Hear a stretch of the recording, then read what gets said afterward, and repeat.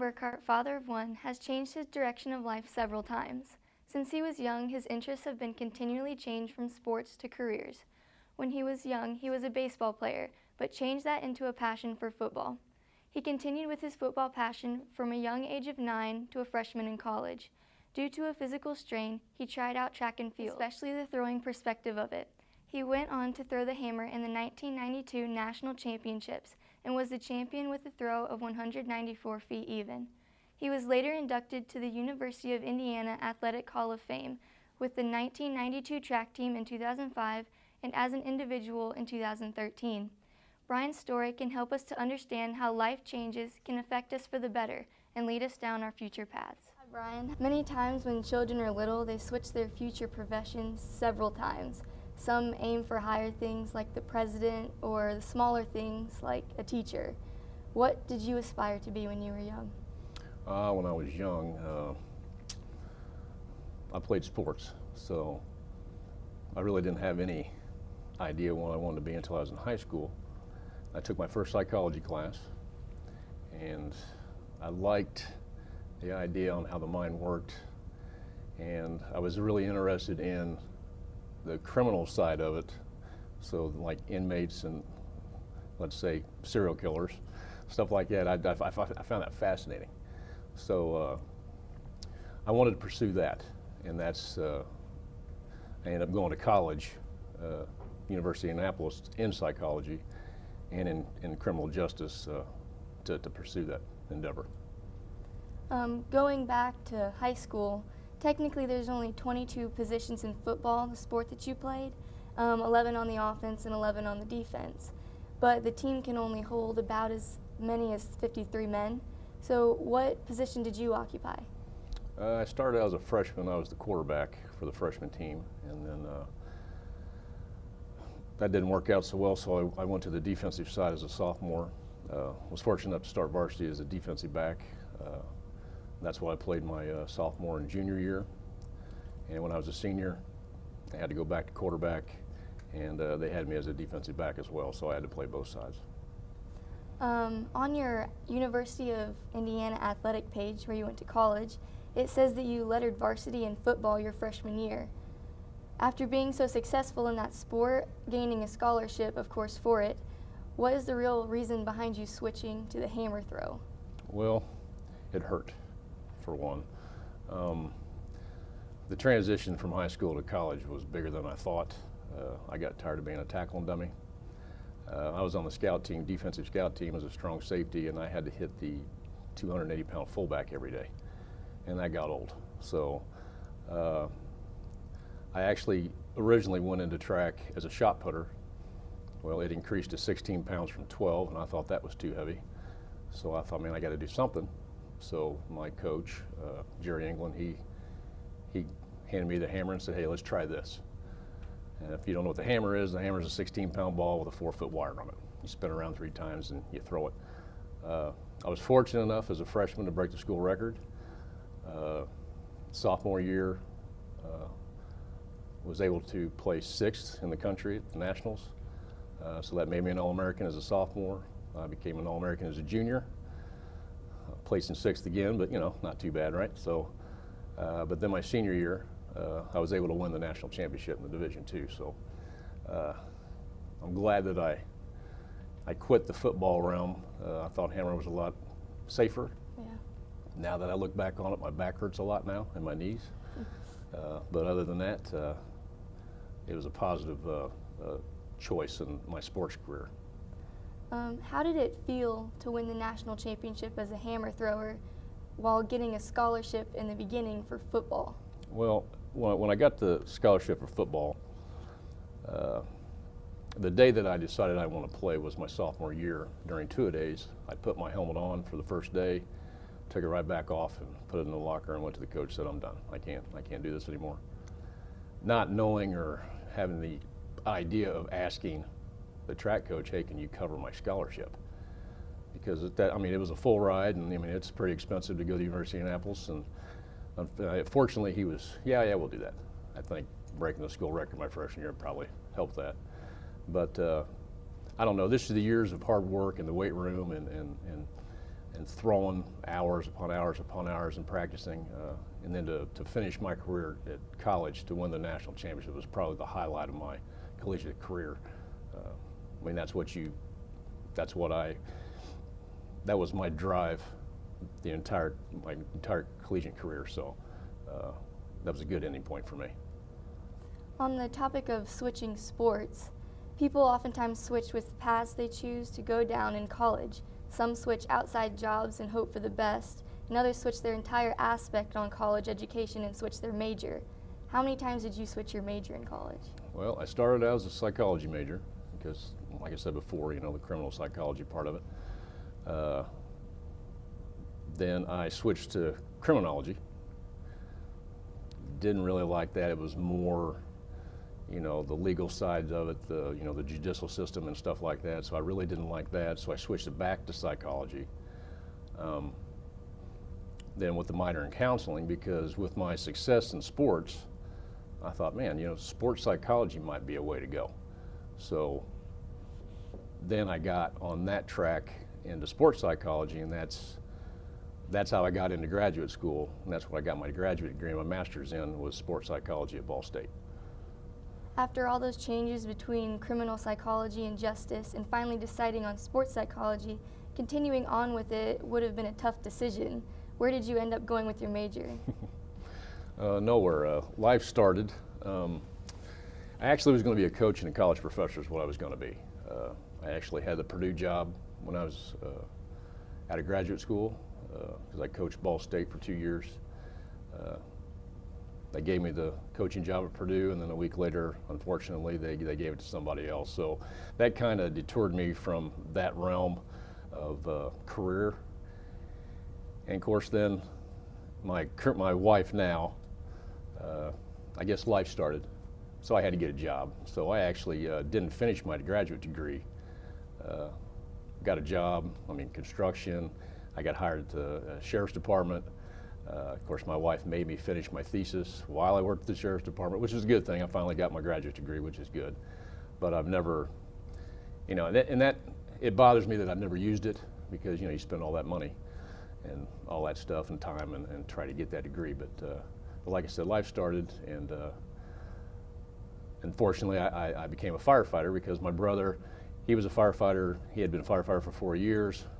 The hours were pretty good. You only have to work 24 hours. You work 1 day, you're off 2 days, and you get to help people. And it was a lot of fun, fighting fires and stuff like that. And it still is, but I enjoy what I do now. What made you choose the firefighting job over all the other ones that you had previously had? I think it was just the idea of the job.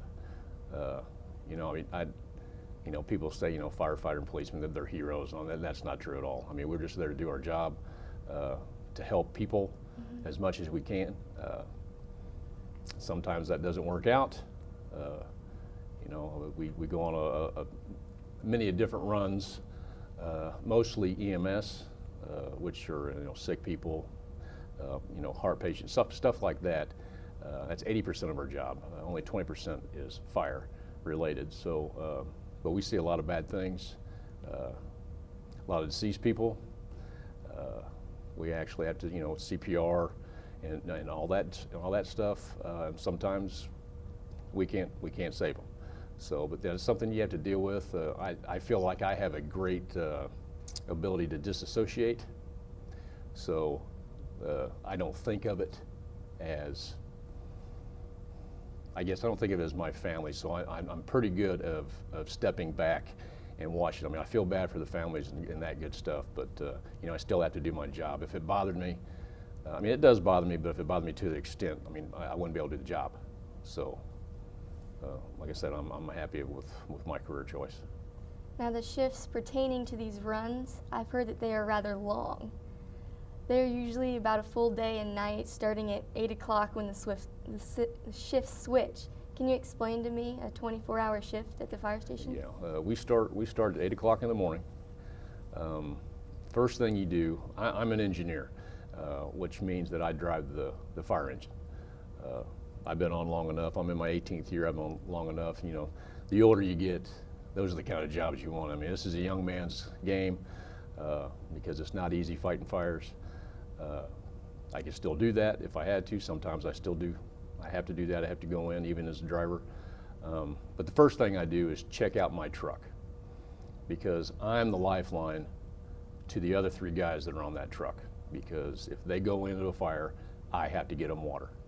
And that is my sole job, is to get them water. If I can't do that, then I haven't done my job correctly. So I have to, when I'm going on a run, I have to look for a hydrant. I have to look for a water supply. I have to think about 20 different things. Okay, how am I going to do this? How fast can I do this? Because they're constantly on the radio, telling me to charge the line, telling me to charge the line. So I take great pride in that, because I know that, you know, they're dependent on me. So so that's the first thing I do. I check out the truck, make sure everything's working, all the lights work, you know, the pump on the truck works, make sure there's water on the truck. I've actually come to work and the truck is half full for whatever reason, you know.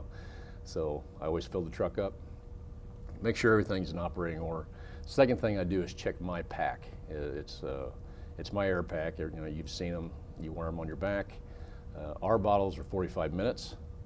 Now they say 45 minutes, but if you work under a load, it's about 15 minutes. And which I mean under a load, you know, pulling hose, knocking down doors, you know, climbing ladders. I mean all the, you know, fun fireman stuff. So it lasts about 15 minutes. But I check that out because you want to make, that's your lifeline in a fire. Because if that stops working, that's a bad day. So you don't want that to happen to you. So you want to check your pack, you want to check your mask. So your mask doesn't have any cracks in it, or you know, you just never know what happens from the last shift you were on. I mean, this next shift, something could have happened to the pack, and you just really got to check out your stuff. Then I check around all the truck, and I know exactly where everything is, because if we're on a fire scene and I'm at the pump panel and I got 2 or 3 lines off, and somebody comes up, I need this. I have to know that fast to go get it, and whatever my crew needs, I have to assist in getting that stuff to them. So we do that. Throughout the day, I mean, it's just like a family. I mean, that's my second home. I'm there for 24 hours. You know, we sleep there, we eat there, and we watch TV there. You know, when I was younger, we used to play games there, like PlayStation and all that good stuff. We're just waiting for runs. But training, there's all kinds of training that we could do. Like I said, EMS is 80%. So, you know, CPR training. You know, people have cardiac arrest. I mean, there's all kinds of training that you could go through. You can actually go through a scenario of a cardiac arrest and make sure that everything's done right in a timely manner and stuff like that. I mean, and simple things just like bandaging, splinting, and that's what we need to know. That's what we do, is EMS. On the fire side, which usually happens in the summer when it's 105 degrees outside, that's when they decide to do it. We have live burns, and what that means, we have a tower where you can burn in, and they'll actually go in and simulate a fire, you know, 2-story. I mean, it's a 5-story building, so you can do multiple scenarios. But you go in, you stretch lines, you pump the truck, and you know, you have the ladder up, and you're rescuing people. I mean, it's just all kinds of things like that we do, not on a daily basis, but like I said, the summertime is usually when you hit that hard because it's nicer weather, obviously. But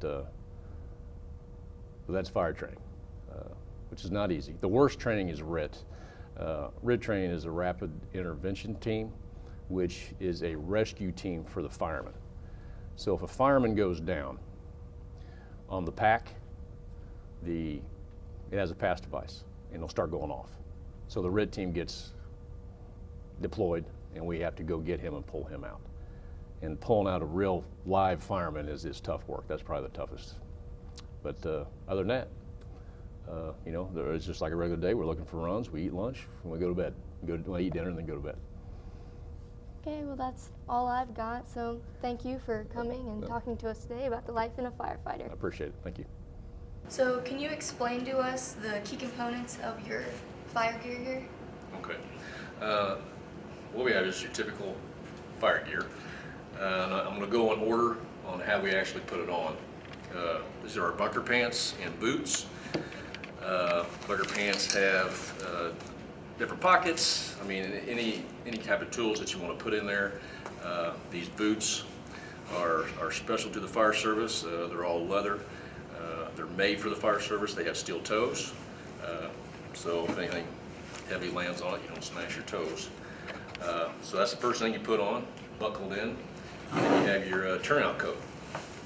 A couple things. You have an identifier, which is back here, which is my last name, so they know in the dark it's reflective, so they actually see who it is. If they're standing far away, they can actually see who that is. I guess I didn't explain that. Each part of the gear has a thermal barrier. This is actually what keeps the heat off of you. Now, this is heat resistant, but this fire gear will catch fire if it gets hot enough. So, but if you've been around long enough, if you get too hot, it's time to get out and not catch on fire. So, but it does catch on fire. So it's all reflective. Obviously a flashlight so you can see in the dark. This is a Nomex hood, which goes over your head because you don't want any skin exposed. Okay, so it goes over your head. You put this on, wraps around your neck, and this is your safety line that hooks to your pack, which unfortunately we don't have one, but I can talk about it. This goes on your face, and you need a tight seal. You don't want any air coming out, any smoke coming in. If air's coming out, that means you're using more air than you should, and you're not going to be able to work in the fire as long as you can. This is a little mic. You can turn it on, and you can actually, it echoes your voice, amplifies it to where you can hear on the radio a little better.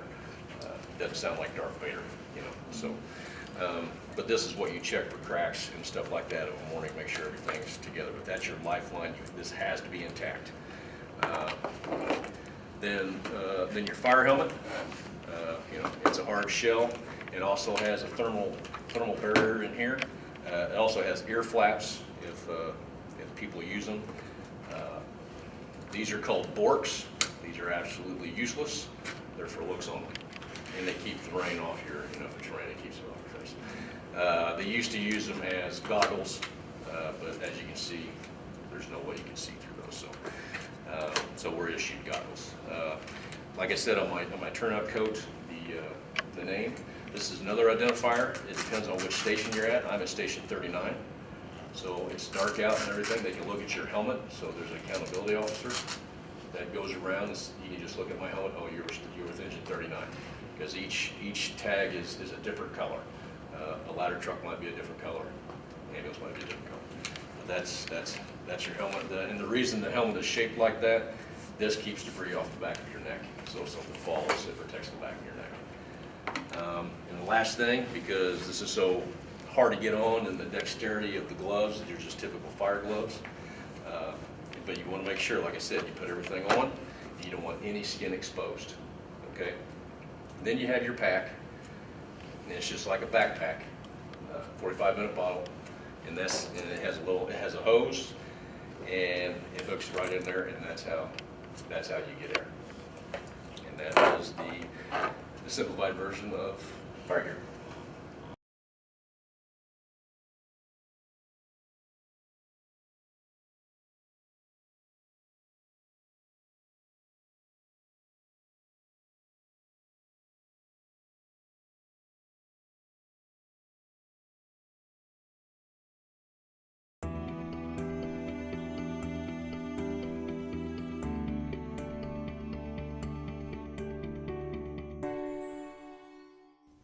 The Great War, also known as World War I, officially ended on June 28, 1919, by a treaty called the Treaty of Versailles. The treaty was signed in the Palace of Versailles, in Versailles, France. The war didn't end there. It ended 7 months earlier, when Germany and the Allied nations made an agreement to temporarily stop fighting. This agreement was made on November 11, 1918. In November of the same year, President Wilson proclaimed November 11th as the first Armistice Day. In June 1, 1954, Armistice Day became Veterans Day after World War II, when Congress urged veteran organizations to help wounded soldiers. Hello, I'm Matt Haggard here with my grandfather, Texan Plow. Good morning. Morning. When did you decide you wanted to go to into the military? Well, I was 17, out of high school, trying to land a good job. Back then we had where they could take you into the military. And most of the employers that I talked to was saying, have you got your military behind you? And then no. Well, we don't want to hire you in case you're drafted. So that went on and went on. And the buddy of mine who I went to church and school with, we talked about it, and he was having the same problem. He said, let's go over and talk to the Air Force recruiter. So we went over one day, talked to the Air Force recruiter, and that's how I got into service. All right. Why did you choose, you mentioned you went into the Air Force, right? Or you were Right. looking into it. Why did you choose the Air Force? He wanted the Air Force, and so I went with him, just see what he was doing, and I kind of liked what they was proposing and decided, what the heck? So I joined also. All right. Did any other branches stand out to you? No, not really. Army was the only other one, and most of my family was Army, and but I liked airplanes, and I thought, well, so I stayed with the Air Force. Yeah. Did you serve during any wartime? Well, the Korean War was over with, and the Vietnam War was just getting started. It was very quiet. The government kept it quiet. So we was in between Korean and the start of the Vietnam War. So no wartime. Did you get to pick your assignment in the Air Force, or did somebody No. pick it for you? No. They give you a test when you go into the recruiter to see what you rate highest in. And I rated the highest in mechanics. So that's how I got stuck in the mechanic side of it. They always put you where you rate the highest. So I was mechanic, and that's how I got into the mechanic side. So what did you do, for mechanics? Well, I worked on the B-47s, which is a bomber, and a good movie to show that bomber is called The Air Force, and Jimmy Stewart's the star of it. And had to go to tech school for almost 6 months, the training. Learned about the B-47, how to work on every aspect of it. That's about how we got started. Can you describe a typical day for you in the service? Well, yeah, our typical day was I showed up at 3 in the afternoon. And as the planes flying their missions during the day, we would what we call recover. When they would land, we would lead them to their parking spot, get them stopped, get them unloaded, and take the report that the officers write down. If anything's wrong with the airplane, they'll write it down in a book. And then we take that book, we study it, and then we check the plane from top to bottom, inside and out. We check all engines, tires, wheels, wheel wells, bomb bay, cockpit. We just done a complete, thorough, investigation of the plane and fix whatever's wrong with it, so it could be ready to fly again. Where did you build any planes, or did you just kind of fix? Excuse me? Did you build any planes? Help? Build any? No, didn't really build any at all. Just had fun working on them. Where were you stationed at? I was stationed at Mountain Home, Idaho. It's sort of the lower part of Idaho. It's about 60-some miles south of Boise, Idaho. It's sort of out in the desert all by itself, and it was a SAC base because we was bomber. And SAC is called Strategic Air Command, and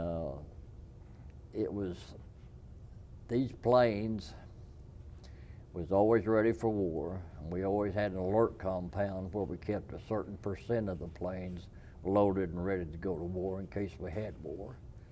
And during the Cuban crisis, we uploaded every airplane we had on our base, and we had everything ready to go to war. And that lasted until the president decided, you know, the threat was over with, and then he took us off of alert. And that was a hard time because you were stuck on the air base at least 24 hours, and then they let you off for maybe 6. You had to be right back. So we was watching and listening and, you know, to everything going on. So we wanted to know we was ready. But we had every airplane on our air base loaded for. How long were you in the service? I was in from 1961 to 65, 4 years. And I was in service, like I said, when the Cuban crisis, and then also when President Kennedy got assassinated. And that was a hard time. As soon as they reported that he was assassinated, they called all of us and pulled an alert. And we had 30 minutes to get to the air base, and then they cleared off the air base of all civilian people who worked, escorted them off the base. We was on the base, and we was there until almost 3 days before I could go back home, and until they decided there was not a, you know, conspiracy, that we was not going to go to war over this assassination. So it was a hard time. Yeah. Did you live on the base, or did you? I lived on the base until I got married. We lived in the barracks, and you get up and go to chow hall, eat your breakfast, come back, you get ready to go to work. You report to work at 3 p.m. and you might get off at midnight, you might get off at 2 a.m.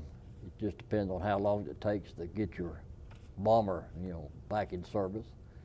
And then you go home and you clean up and go to sleep, you get up and you start the whole day over again. We done that 5 days a week, and usually on the weekends they let us have off, do what we wanted to. But what does being a veteran mean to you? it means serving your country, serving and honoring the Constitution, making life like it is today, that we have the right to do what we are doing today. We have the freedom, and being a veteran and helping as other veterans have to keep this going, it was an honor, and I enjoyed serving. It's just, just a pleasure.